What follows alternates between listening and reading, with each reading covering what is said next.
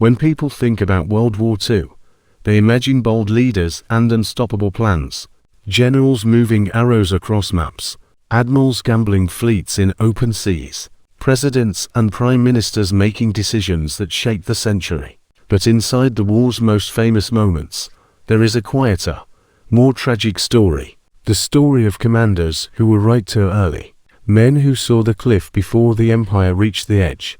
Men who warned that a war would be longer than promised, that an invasion would collapse under its own scale, that a miracle weapon would not change the math, that the enemy would not break the way the propaganda insisted.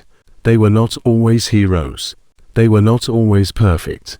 But in crucial moments, they understood the future more clearly than the system around them. And the cruel irony of World War II is this: sometimes being right too early was almost the same as being wrong. Because if your warning arrives before fear is ready to listen, before pride is ready to bend, before the machine of momentum is ready to stop, your truth becomes background noise. This is not a story about one country. This is a story about a pattern that appeared again and again across the war. A pattern made of ambition, denial, and time. To understand what right too early really means, imagine a commander who can see the shape of a future disaster. He presents the facts. He explains the risks. He warns that victory will require time, fuel, training, and an industrial base that his country does not have. He even suggests a different path. But the leadership above him is living in a different world. A world built by early victories. A world fueled by ideology. A world where admitting danger feels like admitting weakness. So the system rejects the warning, not because the warning is logically bad, but because the warning is emotionally unacceptable. World War II is full of these moments, and one of the clearest examples begins in Japan. Japan entered the late 1930s and early 1940s with a rising sense of destiny. A nation that had modernized fast. A nation that had built a powerful navy. A nation that had already proved it could defeat major powers in earlier wars. But Japan faced a strategic nightmare. It was poor in critical resources, especially oil. And as the war in China dragged on, the cost of empire rose higher and higher. When American sanctions tightened and the oil embargo hit, Tokyo faced a brutal decision: retreat and accept humiliation, or expand south to seize the resources needed to survive. But expanding south meant one thing. Sooner or later, it meant fighting America. Within this storm of pressure and pride, there was a man who understood the core danger more clearly than most: Admiral Isoroku Yamamoto. Yamamoto was not a naive dreamer. He understood American industrial power. He had studied America. He had watched how vast its economy was compared to Japan's. And he feared what a long war would mean. In private, his warning was simple in spirit. Japan could strike hard early. It could win spectacular opening victories. But beyond that initial window, he could not promise success. This was not weakness. It was strategic realism. Yamamoto's mind was not focused on patriotism alone. It was focused on math, carrier warfare, training pipelines, replacement rates, industrial output, the things that decide long wars when early brilliance runs out. But here is the tragedy. A nation under an embargo does not want to hear about long war mathematics. It wants a solution that feels immediate. So Japan chose the gamble. A stunning first strike. A short war dream. An attempt to shock America into negotiation. Yamamoto, knowing the risks, ended up leading the very opening blow that fit the plan he feared would fail in the long run. That is the psychological tension of being right too early. Sometimes your warning does not stop the machine. It only explains the shape of the catastrophe after the machine has already begun moving. Now shift the camera to Germany. The early German victories of 1939 and 1940 built a dangerous myth of invincibility. Everything seemed to confirm the doctrine. Speed wins. Shock breaks nations. Encirclement ends wars quickly. But the Eastern Front was not built for short war illusions. It was built to punish them. Inside the German High Command, there were officers who understood that the invasion of the Soviet Union was not just another campaign. It was a collision with scale. distance, weather, manpower, logistics, a state that could absorb terrible losses and still rebuild. Some German commanders understood that, even if the opening months succeeded, the war could stretch into a grinding contest that Germany was not prepared to sustain. But the political leadership of the Reich was intoxicated by the rhythm of earlier triumphs. The belief was not only that Germany could win, the belief was that Germany had to win quickly because its entire strategic identity was built on speed and decisive campaigns. So warnings that suggested a longer war were not just inconvenient, they were ideological threats. And that is how strategic realism becomes dangerous inside a system that survives uncertainty. Germany invaded. The opening months were devastating. And then the war changed shape. Supply lines stretched. Operational tempo slowed. The Soviet system adapted. The winter arrived. The front widened into something that could not be controlled by will alone. In hindsight, the early warnings were not dramatic. They were accurate. Across the war, this pattern repeats, and it does not only belong to the Axis. Even in the Allied world, there were moments when commanders saw dangers that political systems struggled to accept. Warnings about timing, warnings about overambitious operations, warnings about underestimating the enemy's ability to recover. Because no side is immune to the psychological narcotics of confidence. This is what makes your theme powerful. It is not just about who was right. It is about why being right does not automatically give you influence. In World War II, truth competed with momentum. It competed with pride, with fear of losing face, with political survival, with the seductive belief that boldness can override reality. Sometimes it can, but in the longest, most brutal wars, reality always returns to collect its debt. So when we say the war of commanders who were right too early, we are really saying something deeper. That World War II was not only a battlefield conflict, it was also a conflict between honest strategic forecasting and the emotional needs of power. Between those who tried to slow the storm and those who believed they could ride it. And in the next part of this story, we can move to the moments where early warnings were not just ignored, but actively suppressed, where a commander's accuracy became taboo, where truth was treated as disloyalty, and where the cost of denying reality rose so high that it began to destroy the very institutions those leaders were trying to protect. In some systems, a warning is just an opinion. In others, a warning is a threat. World War II showed how dangerous it can be when truth feels politically inconvenient, because once a leadership culture begins to treat realism as pessimism, and pessimism as disloyalty, the war stops being guided by accurate forecasting and starts being guided by emotional survival. That is the moment when being right too early can turn a commander into an enemy of the state. One of the most terrifying features of modern total war is that it does not only demand obedience, it demands belief. Not simply that you follow orders, but that you share the optimism of those above you. In a normal military environment, a cautious warning might be debated. In an ideological war machine, a cautious warning can be punished. And when that happens, the chain of decision-making becomes fragile in a different way. Not because information cannot travel, but because the system begins filtering out the most unpleasant truths. Germany provides a sharp example of this risk. As the war expanded, as fronts grew wider, and as resources began to strain, the space for honest disagreement narrowed. The idea of retreat, even when tactically sensible, was increasingly treated as moral weakness. This created a dangerous pattern. Commanders in the field sometimes recognized that a position could not be held, that a force needed to be pulled back to avoid encirclement, that time and space were the only tools left to preserve combat power.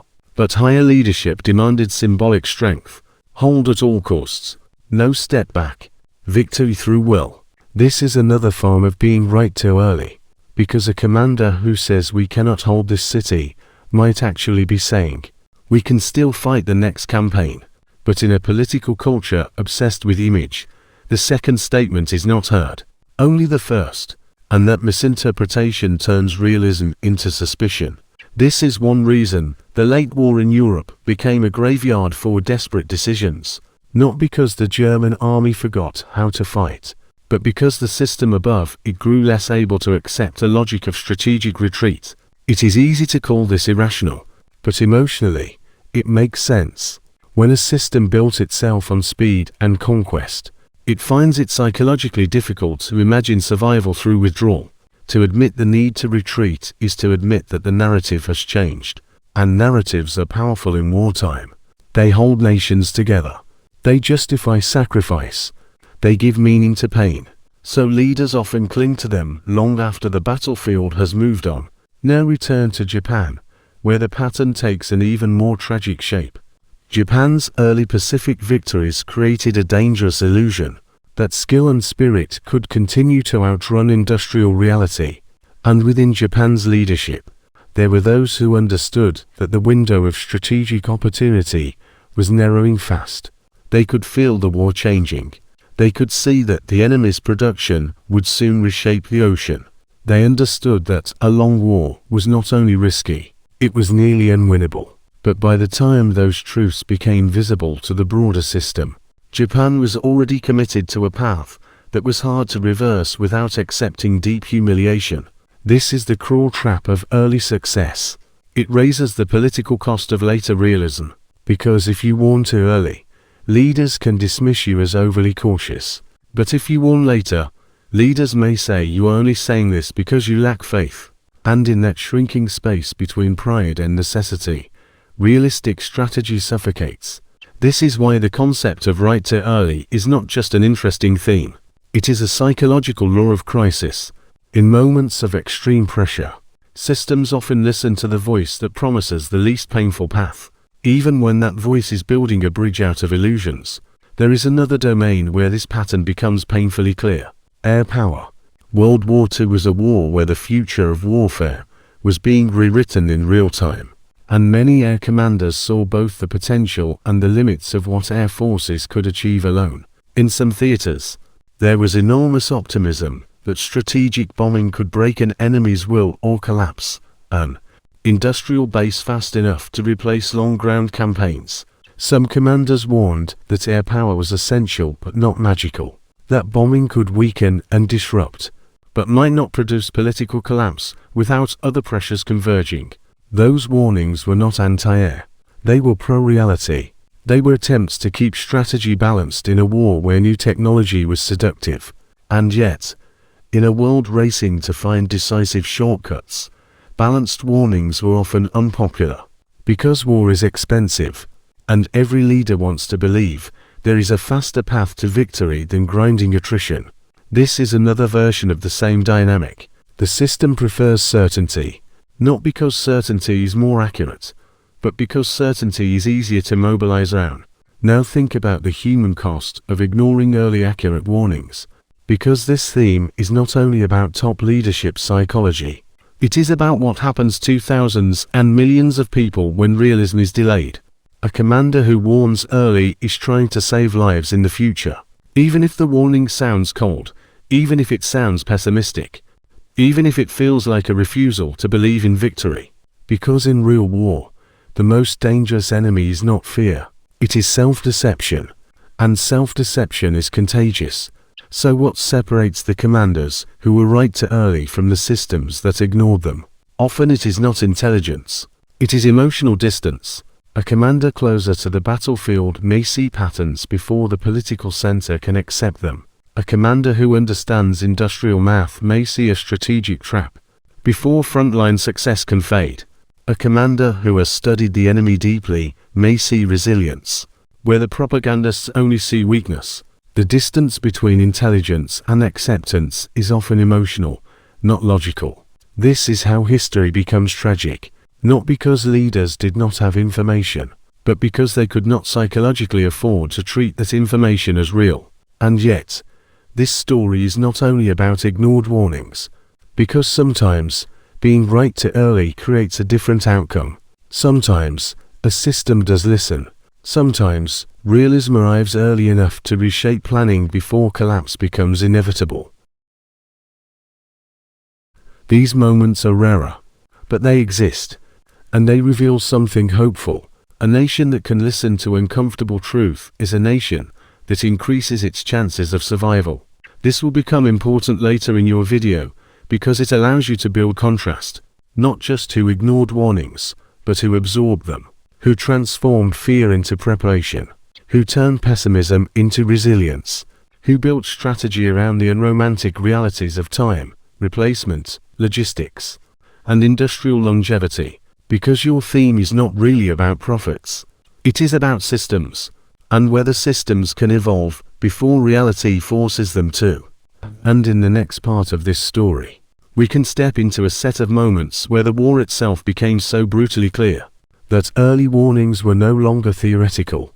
They became visible truths, the kind that can no longer be dismissed as cautious opinions, the kind that break myths in public, the kind that force leadership cultures to either adapt or gamble everything on a final illusion. There is a moment in every great war when warnings stop sounding like theory and start sounding like the only sane reading of reality. In World War II, these moments arrived like cold water, not as gentle persuasion, but as shock. A city lost that was supposed to be held, an army cut off that was supposed to break through, a fleet shattered that was supposed to dominate the sea, a campaign that becomes a graveyard for a strategy that once felt unstoppable. This is when the commanders who were right too early begin to look less like pessimists and more like the only adults in the room. But even then, systems do not always pivot. Sometimes they do something more dangerous. They double down on the comfort of the old story. Germany reached such moments repeatedly. By the time the Eastern Front turned into a war of exhaustion, by the time the Soviet state had proved it could absorb catastrophe and still rebuild, the earlier warnings about scale should have become undeniable. But denial in war is not always ignorance. Sometimes it is a survival mechanism for leadership, because once a system admits that the original assumption was wrong, it must face the consequences, that the war might be longer than promised, that total victory might be impossible, that the cost of continuing might exceed the value of any achievable outcome. Those are not just strategic admissions, they are political earthquakes. So even when the battlefield grows darker, leaders who cannot afford the political cost of realism often look for a different escape.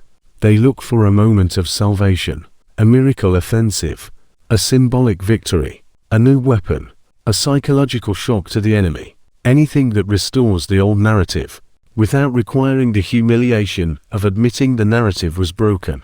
This is one of the great tragedies of late war strategy. Not that leaders no longer understood danger, but that understanding danger did not automatically give them permission to change course.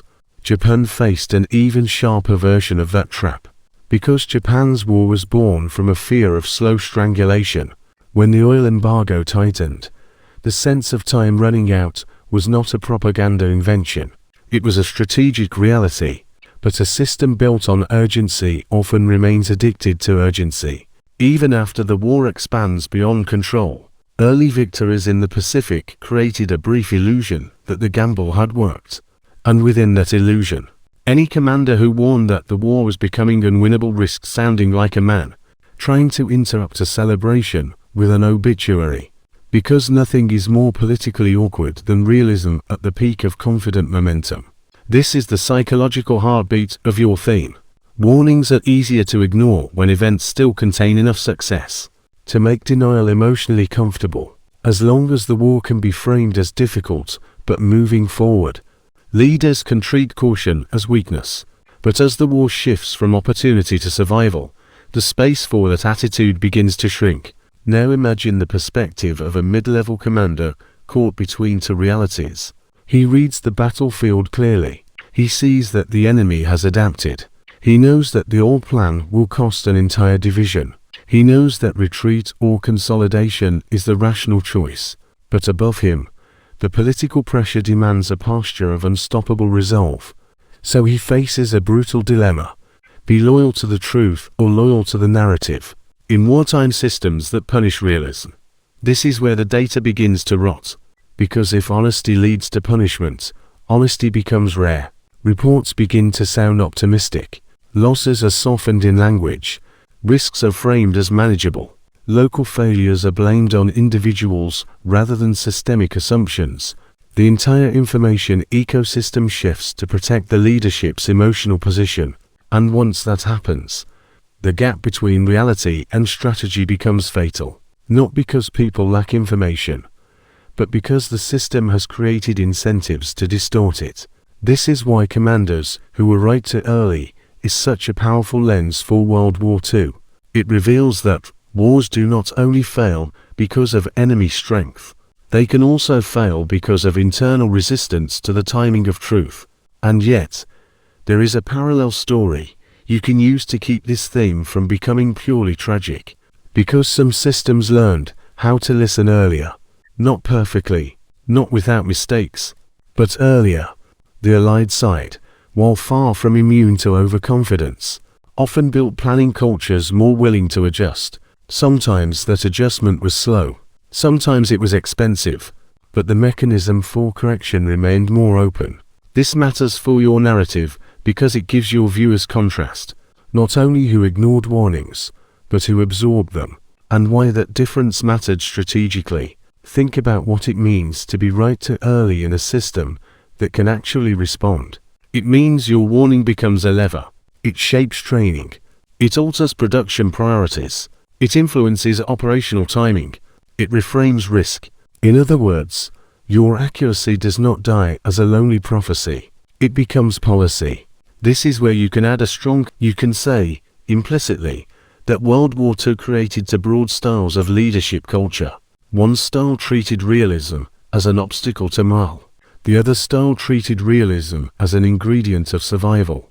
In the first culture, being right too early was politically dangerous.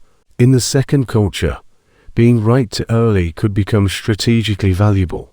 Now bring that idea back to the biggest lesson of the war, because this is not just a historical curiosity. It is a rule of human systems under stress.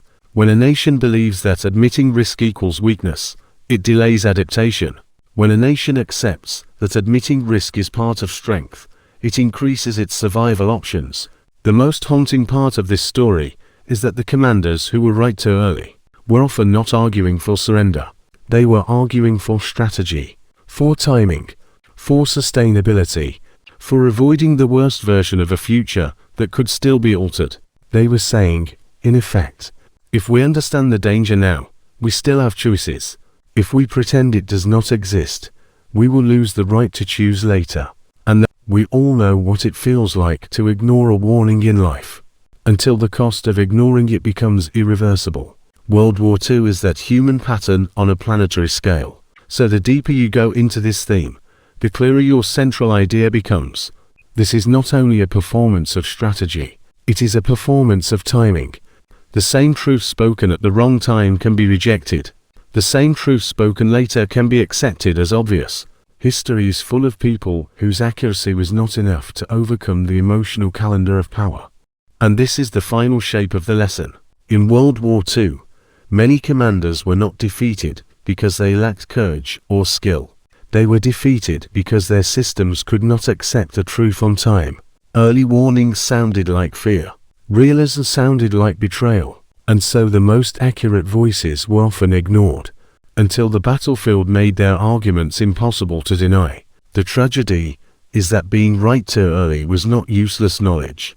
It was a chance, a narrow window where choices still existed, a chance to adjust strategy before pride became a trap, a chance to slow down, consolidate, preserve strength, and reset the logic of the war.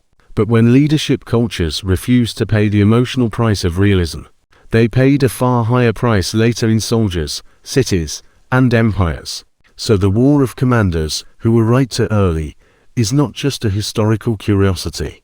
It is a warning about timing, because in any crisis, truth is not only about accuracy, it is about whether a system can survive hearing it. And in World War II, the nations that learned to accept uncomfortable reality sooner kept their options longer. The ones that could only accept it too late lost the right to choose how their story would end.